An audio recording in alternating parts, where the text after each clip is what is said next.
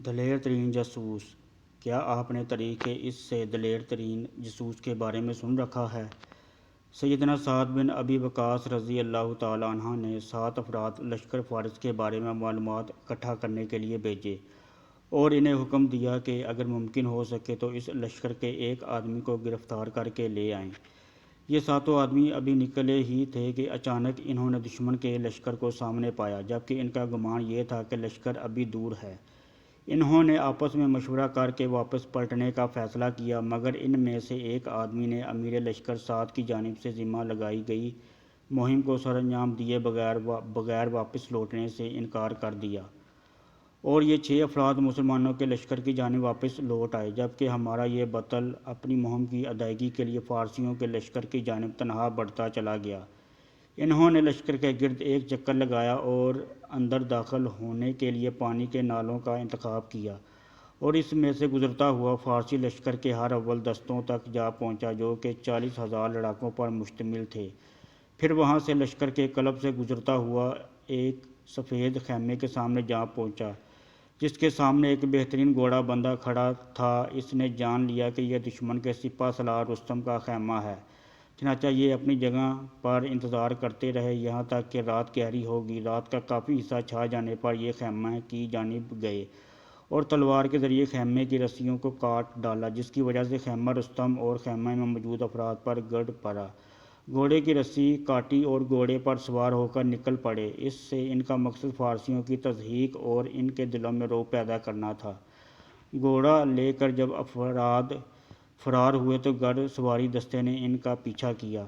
جب یہ دستہ قریب آتا تو یہ گھوڑے کو ایڑ لگا دیتے، اور جب دور ہو جاتا تو اپنی رفتار کم کر لیتے تاکہ وہ ان کے ساتھ آ ملیں، کیونکہ وہ چاہتے تھے کہ ان میں سے ایک کو دھوکے سے کھینچ کر سعد رضی اللہ تعالیٰ عنہ کے پاس ان کے حکم کے مطابق لے جائیں۔ چنانچہ 3 سواریوں کے علاوہ کوئی بھی ان کا پیچھا نہ کر سکا۔ انہوں نے ان میں سے 2 کو قتل کیا اور تیسرے کو گرفتار کر لیا۔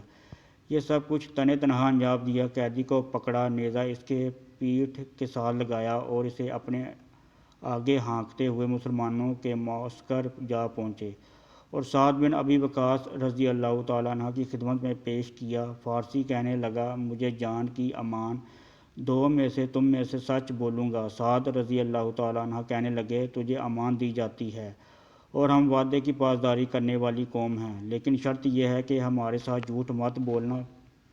پھر سعد رضی اللہ تعالیٰ عنہ نے کہا، ہمیں اپنی فوج کے بارے میں بتاؤ۔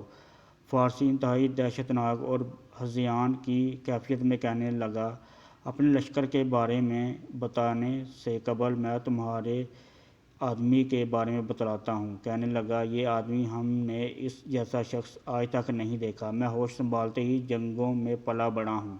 اس آدمی نے 2 فوجی چھاؤنیوں کو عبور کیا جنہیں بڑی فوج بھی عبور نہ کر سکتی تھی۔ پھر سالار لشکر کا خیمہ کاٹا، اس کا گھوڑا بھگا کر لے اڑا۔